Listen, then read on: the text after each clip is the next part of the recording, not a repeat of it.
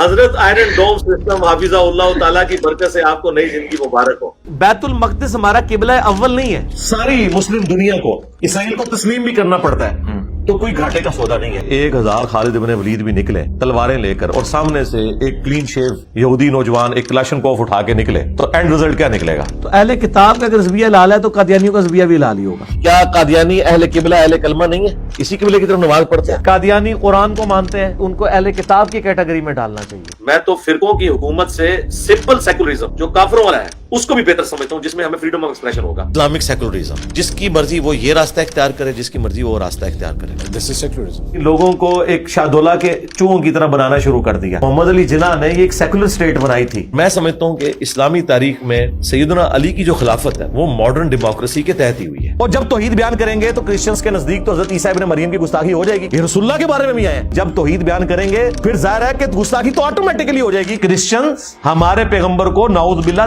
سمجھتے ہیں, پھر بھی اللہ تعالیٰ نے اجازت دی ہے کہ کرسچن کی عورتوں کے ساتھ نکاح ہو سکتا ہے.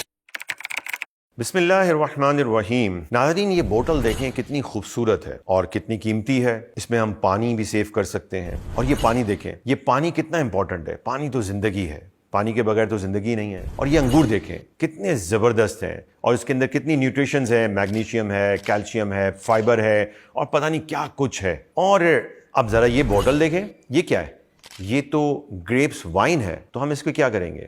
ہم یہ کہیں گے کہ ہاں اس میں تو انگور کا جوس ہے اور پھر اس میں پانی بھی ہے, پانی تو زندگی ہے. ہم یہ کہیں گے کہ یہ بوتل جو ہے نا یہ بڑی کارآمد ہے. کیا ہم اس کی تعریف کریں گے؟ ہم اسے ٹوٹلی ریجیکٹ کر دیں گے اور ہم اسے اجزاء میں بکھیر کر اس کی چیزوں کو جو ہے وہ نہیں دیکھیں گے. یہ سوچ کہاں سے پیدا ہوئی کہ ہم نے چیزوں کو اجزاء میں دیکھنا شروع کر دیا؟ یہ ریڈکشنزم سے آئی ہے جو غیر محسوس انداز سے ہمارے پوری تعلیمی نظام کے اندر پیدا کی جا چکی ہے. ہم سب نے بھی اسی تعلیمی نظام سے تعلیم حاصل کی ہے تو ظاہر سی بات ہے اس کے اثرات بھی ہیں. اور بہت سارے ہمارے مذہبی لوگ بھی ان اثرات کی وجہ سے اب چیزوں کو ایسے ہی دیکھنا شروع ہو گئے ہیں. جیسا کہ مرزا جہلمی کا واقعہ ہوا, بہت سارے لوگ جو ہے وہ ان معاملات میں کنفیوز ہو جاتے ہیں اور وہ اپنے کنفیوز بیانیہ جو ہے وہ سوشل میڈیا کے ذریعے پھیلا رہے ہیں کہ جناب انجینئر مرزا کو دیکھیں, یہ کتنی اچھی بات بھی تو کرتا ہے. ارے یہ بات کے اوپر یہ والا فتویٰ تو نہیں لگتا ہے, یہ والی شک تو نہیں لگتی ہے, یہ والی ایف آئی آر تو نہیں کٹنی چاہیے تھی. بات یہ ہے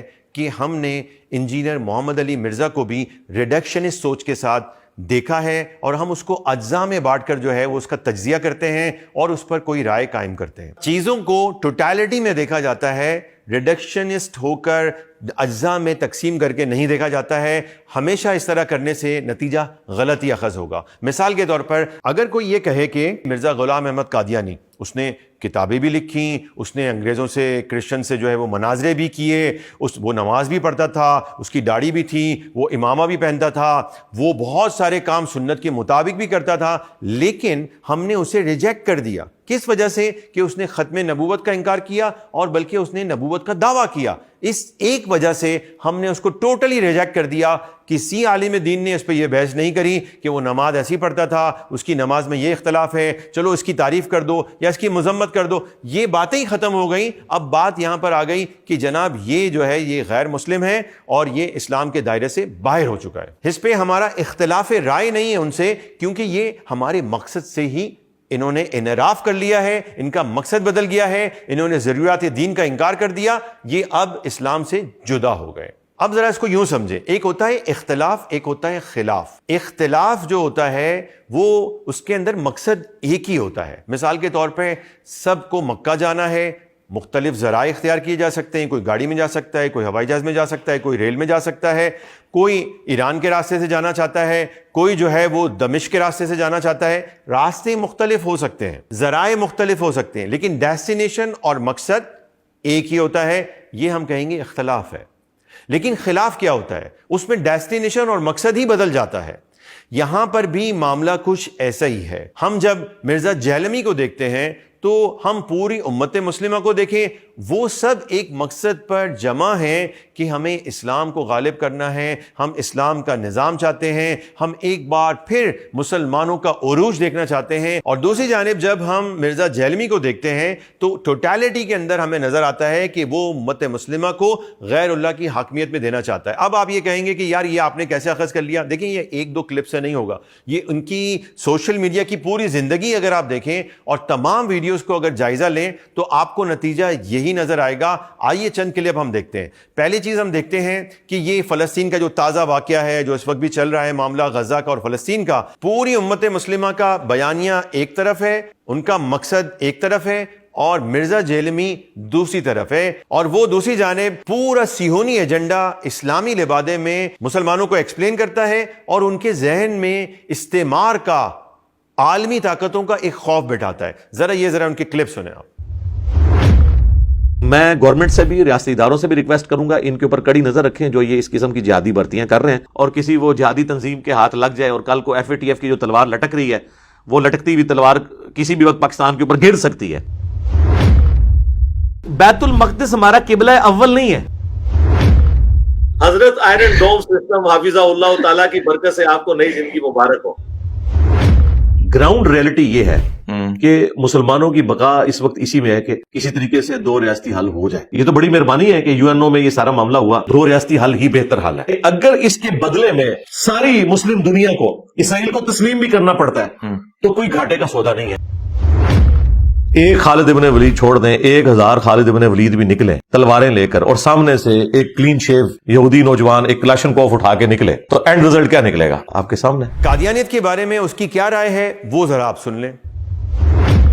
تو اہل کتاب کا اگر زبیہ لال ہے تو قادیانیوں کا زبیہ بھی لال ہی ہوگا۔ کیا قادیانی اہل قبلہ اہل کلمہ نہیں ہے؟ اسی قبلے کی طرف نماز پڑھتے ہیں، اہل کلمہ بھی ہیں وہ، جو بخاری میں حدیث ہے جو ہمارے قبلے کی طرف منہ کر کے نماز پڑھے، ہمارا ذبیحہ کھائے تو وہ مسلمان کنسیڈر کیا جائے گا۔ قادیانی آپ کے نبی کو جھوٹا نہیں مانتے، یہ ایک چیز ان کو یہود و نصارہ سے بہتر کر دیتی ہے۔ قادیانی قرآن کو مانتے ہیں۔ یہ جو دو بڑی چیزیں ہیں کہ نبی علیہ السلام کو ماننا اور قرآن کو ماننا، ان کو اہل کتاب کی کیٹیگری میں ڈالنا چاہیے، اور بلکہ آپ اہل کتاب سے بہتر والی کیٹیگری میں۔ اب میں آپ کو ایک اور زاویہ دکھانا چاہتا ہوں، ذرا دیکھیں یہ مرزا جیلمی سیکولرزم کے بارے میں کیا کہتے ہیں۔ میں تو فرقوں کی حکومت سے سمپل سیکولرزم جو کافروں والا ہے اس کو بھی بہتر سمجھتا ہوں، جس میں ہمیں فریڈم آف ایکسپریشن ہوگا۔ اسلامک سیکولرزم تو بہت اعلیٰ درجے کی چیز ہے۔ تو اسلامک سیکولرزم جس کی مرضی وہ یہ راستہ اختیار کرے، جس کی مرضی وہ راستہ اختیار کرے، دس از سیکولرزم، اور آپ اس سیکولرزم کے ساتھ کھڑے ہیں۔ میں یہ کہہ اسلامک سیکولرزم کے ساتھ کھڑا ہوں۔ ہم نے یعنی لوگوں کو ایک شاہدولہ کے چوہوں کی طرح بنانا شروع کر دیا اور دماغ ہمارا نہیں کھل سکا۔ آج کے اس ماڈرن دور میں اگر کوئی بندہ کسی مذہبی طبقے کے سامنے یہ بات کرے کہ محمد علی جناح نے یہ ایک سیکولر سٹیٹ بنائی تھی، وہ تو ماننے کے لیے تیار نہیں ہوگا، آپ کا گلا کاٹ دے گا۔ پھر دیکھیں ذرا یہ ڈیموکریسی کو کیسے نارملائز کر رہے ہیں۔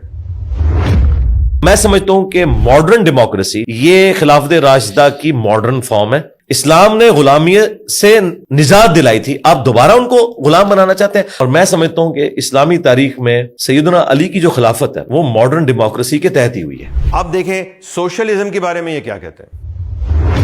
اچھا ابھی بھائی یہ بتائیں کہ میں نے جس طرح سے پروفیٹ پیس بی اپان ہم کی زندگی کو سمجھا ہے کہ میں نے بڑی ان کی مارکسسٹ قسم کی انٹرپریٹیشن، وہ تو میں نے پہلے ہی کہہ دیا آپ کو۔ آج تو لوگ مثالیں دیتے ہیں، کارل مارکس کی دیتے ہیں یا ہیگل کی دیتے ہیں یا باقی لوگوں کی، لینن کی دیتے ہیں۔ احادیث پڑھنا شروع کریں اور اس میں جو پسے ہوئے طبقے کے جو اللہ کے نبی علیہ السلام نے ان کے لیے جو رولز بتائے ہیں ان کو جس طریقے سے آپ نے لے کے چلنا ہے تو آپ کو لگے گا یہ کاپی کیے میں۔ اب ذرا دیکھیے کہ لبرلزم کی دنیا میں سب سے بڑی ویلیو جو ہے وہ اس وقت ہے فریڈم آف ایکسپریشن، جس میں وہ گستاخی کو تو مانتے ہی نہیں، وہ کہتے ہیں کوئی چیز گستاخی تو کوئی چیز ہوتی ہی نہیں ہے۔ اب ذرا مرزا جیلمی کی یہ کلپ سنیں۔ اور جب توحید بیان کریں گے تو کرسچنز کے نزدیک تو حضرت عیسیٰ ابن مریم کی گستاخی ہو جائے گی، یہ رسول اللہ کے بارے میں بھی آئے ہیں۔ جب توحید بیان کریں گے پھر ظاہر ہے کہ گستاخی تو آٹومیٹکلی ہو جائے گی۔ توحید ہوگی تو گستاخی تو ہوگی ہوگی، اس کا مطلب یہ کہ گستاخی کوئی دینی مطالبہ ہے، یعنی کس طریقے سے یہ گستاخی کو نارملائز کر رہے ہیں۔ اور جو یہ حالیہ کلپ چلا ہے جس پر بہت شور اٹھا ہے، اس میں آپ ذرا دیکھیں کہ کس چیز کو نارملائز کیا جا رہا ہے۔ کرسچنز ہمارے پیغمبر کو نعوذ باللہ سمجھتے ہیں، سمجھتے تو ہیں، ان کا عقیدہ ہے، جائے مناظرے رکھے ہوئے ہیں اتنے بڑے بڑے، پھر بھی اللہ تعالیٰ نے اجازت دی ہے کہ کرسچن کی عورتوں کے ساتھ نکاح ہو سکتا ہے۔ ہمارے معاشروں کے اندر اگر کوئی شوہر جو ہے وہ طلاق دیتا ہے تو اس کی وجوہات کیا ہوتی ہیں؟ اس نے میری ماں کی توہین کی ہے، اس نے میرے باپ کے ساتھ زبان چلائی تھی. لیکن یہاں پر یہ کہہ رہے ہیں کہ نہیں، یہ گستاخی کر رہے ہیں، اس کے باوجود اللہ نے اجازت دی ہے کہ ان کی عورتوں سے شادی کی جا سکتی ہے. کیا یہ ہو سکتا ہے؟ ہمارے یہاں پرابلم یہ ہے کہ ہم کافر سمجھتے ہیں، بس سمجھتے ہیں سارے کافر ایک جیسے. شریعت نے کافروں کی بھی اقسام بتائی ہیں. کوئی مشرک ہوتا ہے، کوئی مرتد ہوتا ہے، کوئی زندیق ہوتا ہے، کوئی منافق ہوتا ہے. تو ایک عام عیسائی ہے، وہ نان مسلم ہے، وہ کافر ہے، لیکن اگر وہ گستاخ ہے تو اس کا معاملہ بالکل مختلف ہو جاتا ہے. ان تمام باتوں سے کیا بات واضح ہوئی کہ ٹوٹیلٹی کے اندر جب آپ مرزا جہلمی کو دیکھتے ہیں تو وہ کوئی اور مقصد رکھتے ہیں.